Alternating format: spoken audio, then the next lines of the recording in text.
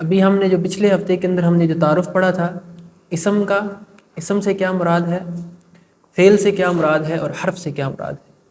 آپ کو بتایا تھا کہ عربی زبان کے اندر جو ورڈ ہوتا ہے، لفظ، اس کو کلمہ کہتے ہیں، اس کو لفظ بھی کہتے ہیں، ٹھیک ہے، لفظ بھی کہتے ہیں اور کلمہ بھی کہتے ہیں، اور ان کلمات سے مل کر آپ کا ایک سینٹنس بنتا ہے۔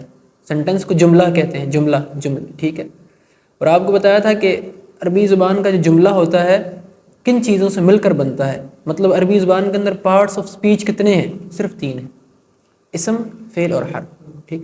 اس کے علاوہ کوئی اور کلمہ عربی کے اندر نہیں ہے۔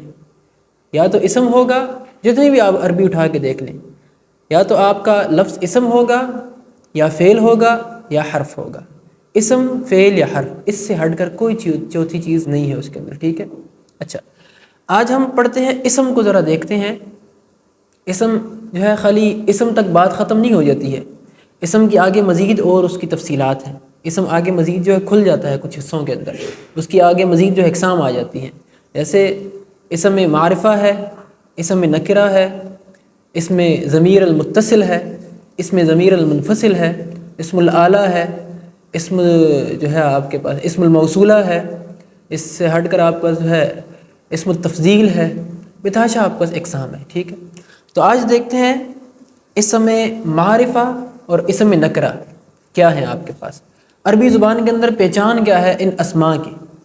دیکھیں جی، ان کو انگلش کے اندر کہتے ہیں common noun and proper noun. یہاں میں لکھ دیتا ہوں، اسم ہے، پھر اس کے اندر آپ کا معرفہ اور نکرہ۔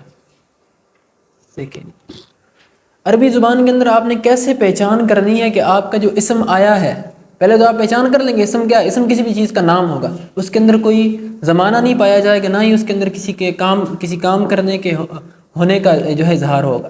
اسم کسی بھی چیز کا نام ہے، بس نام ہو کسی بھی چیز کا زمانے سے ہٹ کر۔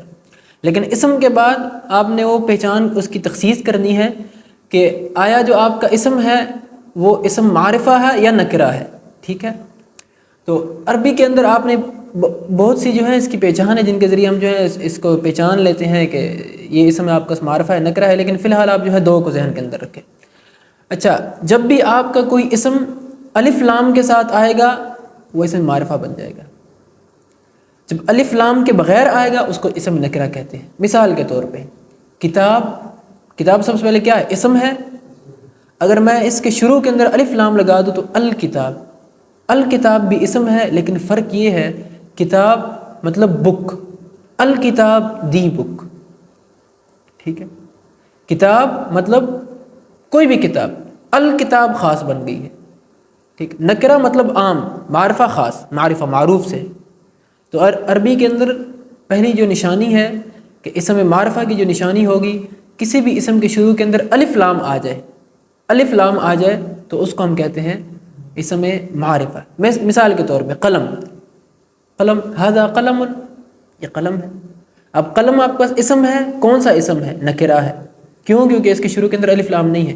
اگر میں کہوں القلم تو القلم کیا بن جائے گا؟ معرفہ۔ کیوں؟ کیونکہ شروع کے اندر اس کے الف لام موجود ہے، ٹھیک ہے۔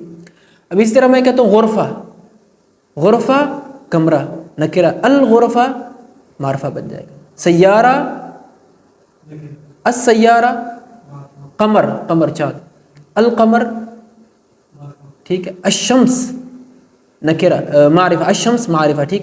شمس، خالی شمس آپ کے پاس نکرہ بن جائے، ٹھیک ہے۔ تو پہلی علامت ہے آپ کے پاس کسی بھی اسم کے شروع میں آپ کے پاس الف لام آ جائے تو اس کو ہم کہتے ہیں معرفہ۔ اگر الف لام کے بغیر کوئی بھی اسم آپ کا آئے گا تو اس کو ہم کہتے ہیں نکرہ۔ کچھ مثالیں یہاں پہ دیکھ لیں، جیسے نکرہ کی آپ پاس کتاب ہے تو معرفہ کے اندر کیا بن جائے گا؟ الکتاب،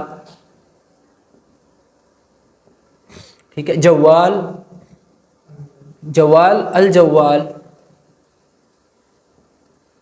ٹھیک ہے۔ جوال فون، الجوال دی فون۔ انگلش میں آرٹیکل دی ہم لگاتے ہیں، ٹھیک ہے۔